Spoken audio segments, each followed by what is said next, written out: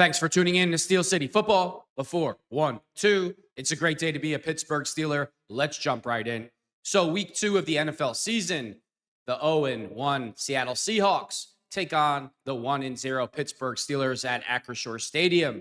And I can't be more excited for the home opener with Aaron Rodgers leading the way for the Pittsburgh Steelers.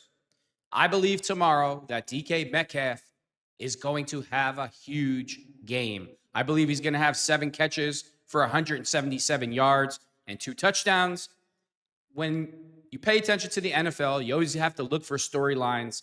And a lot of times, elite players like DK Metcalf, when they play their old teams, they go absolutely crazy. Now, we all know the Seattle Seahawks wanted to re-sign DK Metcalf, but he didn't want to play there.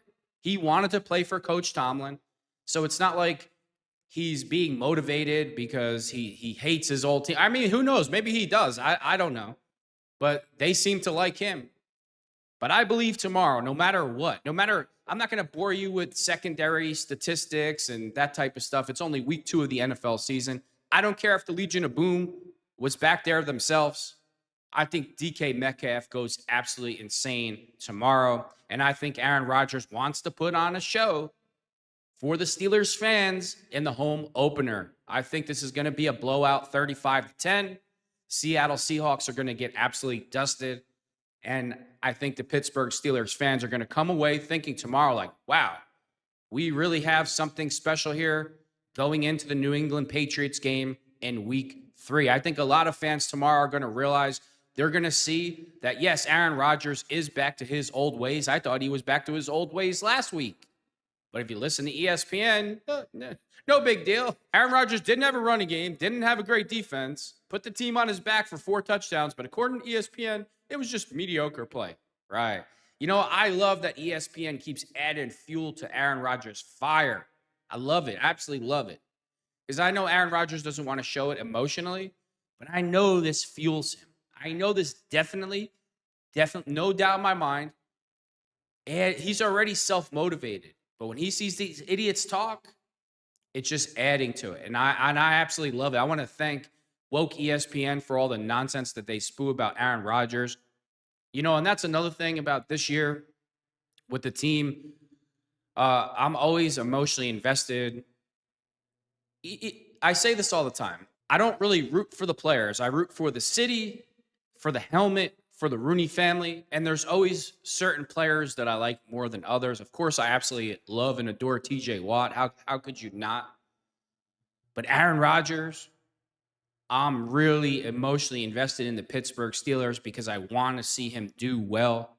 The way he was getting treated by the national media, that had nothing to do with football at all. And I can't stand that. I can't stand when people try to destroy somebody's reputation just because they don't like them personally. It makes me sick. So every time Aaron Rodgers got hit last week, you know, I was definitely super emotionally invested in the team.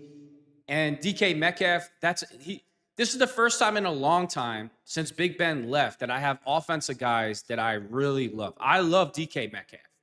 I love the way he handles his business, the way he carries himself. It's such a breath of fresh air watching him compared to George Pickens, the way George Pickens handled himself in the locker room, with the media, on the field. It's such a different year for the Pittsburgh Steelers in 2025. You know, of course, I want to see the offensive linemen, always all of them do well. It's a thankless job. And most of the time, you only hear their names when they're not playing well. I want Broderick Jones to be the greatest offensive tackle that the Pittsburgh Steelers drafted, but it's just not going that way. Hopefully tomorrow for Broderick Jones, I don't know when it'll click, if it'll ever click, but I'm rooting for the guy. You know, I don't want to see him fail. I don't want to see any of this Pittsburgh Steelers players fail ever. But sometimes it will get misinterpreted like you do if you follow the team. You're like, oh, this guy's not playing well. You know, like, for instance, Nick Herbig. I love Nick Herbig. But when you're never available, and he barely is, what good are you to the team? It's a production-based business. It's not personal with me. I want to see them all do well. This year with Aaron Rodgers, it's just completely different. I finally have somebody on the offensive side of the ball that I'm really rooting for. that every time he gets hit, I lose my mind. It's a different vibe. As a kid, I fell in love with the Pittsburgh Steelers because of Rod Woodson wearing number 26, a defensive back for the Pittsburgh Steelers. Absolutely legendary, sensational player. So I haven't felt this kind of emotional investment in the team in a long time. Then there was Kevin Green. I'll always remember Kevin Green coming off the field after the AFC Championship game versus the Indianapolis Colts. And he's in the crowd, and the crowd is carrying him, and he has his hands up. And that was the first time I really, you see players talk to the fans or interact with them somewhat. And I was really young at the time. And I remember looking at the TV and I was like, is he a professional wrestler? Like that's the thoughts I had in my mind. And then as you get older and you realize that a lot of the players, they think they're better than the people that come watch them, or they have this Hollywood type attitude, which I can't stand. Because what good are the gladiators in the arena if nobody comes to watch them? I remember the intensity in the stadium back then with Greg Lloyd and Kevin Green coming off the edges. I mean, the place was absolutely going crazy. And then you got to come to present day during COVID when there was games with no fans and there's like paper people in the stands. It was so lame. The Pittsburgh Steelers are the Pittsburgh Steelers because of the fans, because of the fan base, because of how much passion and emotion and love that they have for the team. Yeah, Mr. Rooney puts a lot of money out for the players and creates the team, obviously. But without the fans, the team goes as the fans go. A couple of weeks ago, I was in the Strip District interviewing Pittsburgh Steelers fans, and that's the one thing that I loved about all of them. They all wanted their opinions to be heard. Most of the people wanted to be on camera. The people that didn't want to be on camera, they were all wearing Steelers gear, but they just were shy and didn't want to be on camera. But the majority of the people, as I walk down the street, they have a voice and they want to be heard. And I love that. And I love when there are players that are involved with the organization who reciprocate that type of emotion, passion, and love back to the fan base. I understand certain players and certain fans could be annoying. The players off the field, they want to be left alone sometimes. But if I was a player and you're like, oh, you're just saying that because you don't have to deal with that. No, I'm really not saying that. I'm really not just saying this. You have a small window to play in the NFL, and then your career is over. And then people will remember you somewhat. Who knows how it goes, but it's over. It's over pretty fast. So I always feel that as a player of the team that you play for, you have a responsibility to interact with the fan base and to really know that you appreciate them. And when you see certain players who just blow the fans off, or, they see a kid or even a grown man wearing their jersey and they just act like, oh, look at this loser. He would buy my jersey. A lot of the players act like that. A lot of them do.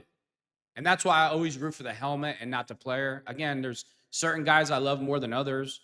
I love Rod Woodson. I love Kevin Green. When Big Ben went through his issues, I always loved Big Ben no matter what. I think he's very, very unique talent, a 6'5", 245-pound guy, especially when Ben first came in the league, the way he could move. Like, he's just it's a very different type of player, mentally and physically. And I didn't like it all what Terry Bradshaw did to Big Ben. When Big Ben had that incident and Terry Bradshaw just got on the TV and started ripping him, I knew at that moment that Terry Bradshaw did not read that police report with that woman, because I read the police report. And if you read the police report for 10 seconds, you would have never said anything like that about Big Ben. So when Big Ben was going through his issues, I was really, emotionally invested in him. I haven't felt this way about the team in a long time.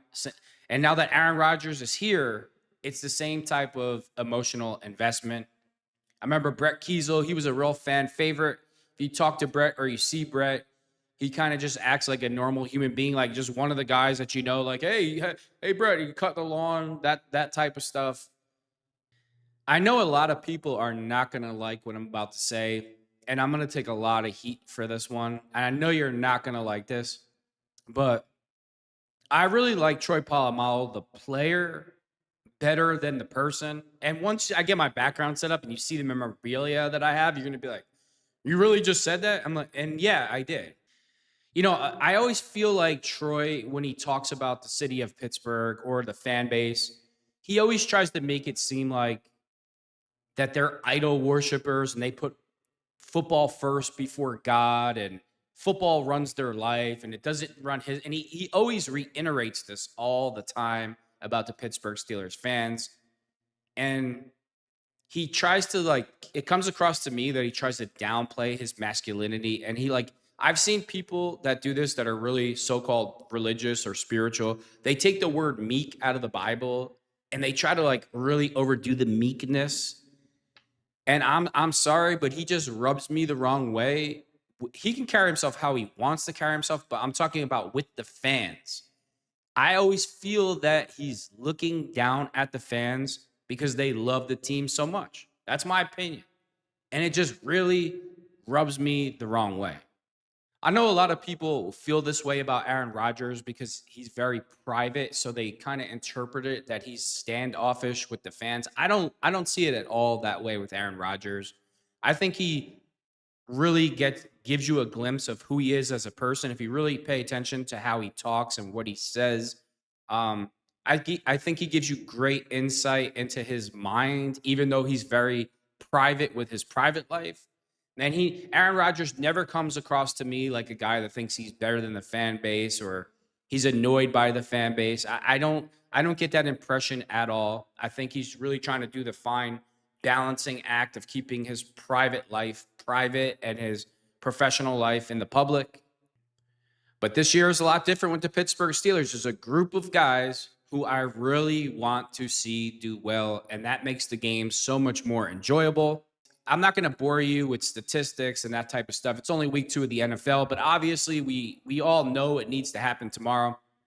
Pittsburgh Steelers need to establish the run, stop the run on defense, and get the offense in a rhythm early and go deep to DK Metcalf often. The Pittsburgh Steelers defense last week only had 1 sack with Alex Highsmith. Obviously, that has to improve. I think TJ Watt has a big week this week in week 2 versus the Seahawks. I think TJ goes absolutely crazy tomorrow in the home opener. I think it's going to be a great day for the Pittsburgh Steelers. And there's also a different type of feeling for me. I know that I have. It's almost like I feel even if everything's going wrong for the Pittsburgh Steelers with Aaron Rodgers under center, we still have a chance to win no matter what. Where last year with Russell Wilson, I felt like every single game I was like, well, if the Pittsburgh Steelers defense doesn't get 9 sacks, 5 interceptions, and 4 forced fumbles, we're definitely losing the football game. That's how I felt every single week last year, like I was suffocating with Russell Wilson. And I just feel like at any moment tomorrow, the Pittsburgh Steelers offense can strike for a huge play. And it's just a great feeling. And with that being said, thanks for tuning in to Steel City Football, the 4-1-2.